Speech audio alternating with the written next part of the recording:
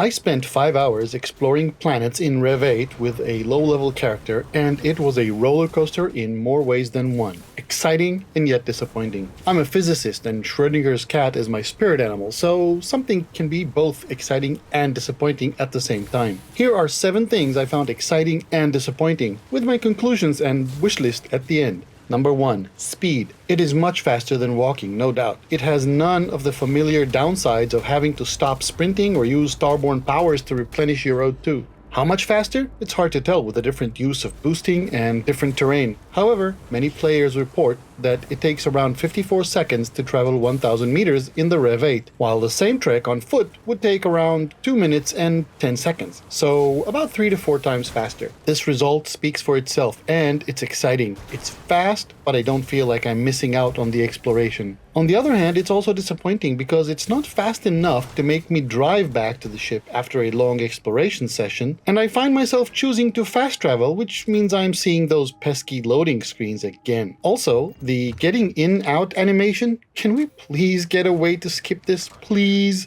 At least if I am in first person, maybe? Number 2. Build. The vehicle looks exciting, badass, rugged. Just what you expect from an all-terrain vehicle, and one that's built to operate on different types of planets and environments. That gives a new meaning to the term all-terrain, right? It is robust, handles rough terrain nicely, and at the same time, it has no cargo hold. Come on, give us something. Maybe Bethesda is leaving this for another update. Disappointing. Number 3. Controls. At first, I was disappointed that the vehicle responded to my left-right controls, and in third-person view, this makes it a bit harder to control for some people. And then I noticed it also responds to the direction I look and turns that way, which I was even more disappointed at because I really like driving in one direction and looking sideways, which in this vehicle makes you start going in that direction. However, after 5 hours of playing, I realized this vehicle is extremely responsive, and the balance between the two ways to control its direction is superbly tuned, giving a real feeling of control while providing exciting agility. And still, on highly jagged terrain or densely forested areas, it's hard to drive it. Kind of like real life, no? But I wish it were better at that.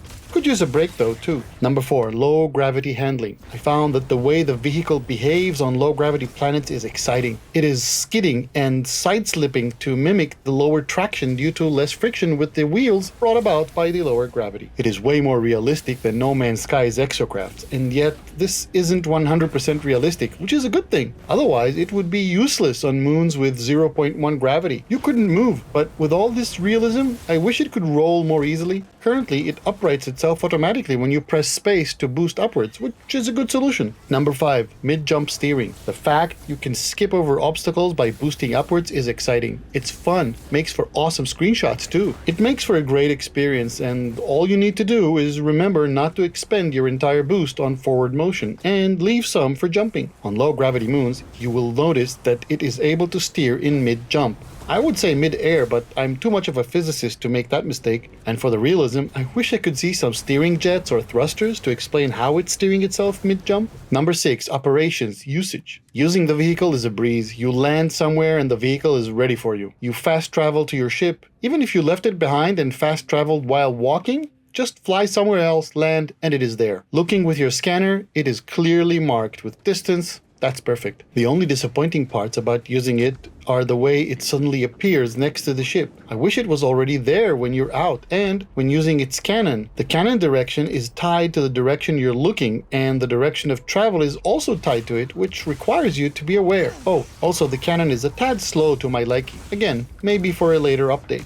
Number 7. Operating fleet. I was super excited when I went to a technician and saw "See my vehicles," plural. This is exciting. Maybe it means that we're going to see more types of vehicles. Maybe some Creations Club creator would be able to make other vehicles. I was disappointed that I can't even buy 2 REV-8s and color them differently. Conclusions. So, do I like it? Oh yeah, I love it. It makes me feel like an explorer again, a traveler. Stealing landed ships is way easier now. Would it have made a huge difference if it were there from the beginning? No, not a huge difference, but big. I think it would have kept me playing longer than I did on my first run. Will it make me play more Starfield? For now, yes. Later, only time will tell. Wishlist. So what's missing and what I would want to see? Well, it's really easy to go around complaining about things that should have been there from the start, but I don't want to do that. So Here's what I would want in an upcoming update. 1. Cargo. Either as an upgrade to this vehicle or as something in a new type of vehicle. The price of the REV-8 being 20k to 30k credits is low enough that low-level characters can buy them, and having some cargo capacity would enhance the ability to explore greatly. 2. New vehicle with environmental protection. A closed cabin version, maybe as an upgrade or as a different vehicle, and one that protects you from the elements is simply something that's needed. 3. Upgradability. I'd like to see a vehicle technician and vehicle upgrades, and there are many options.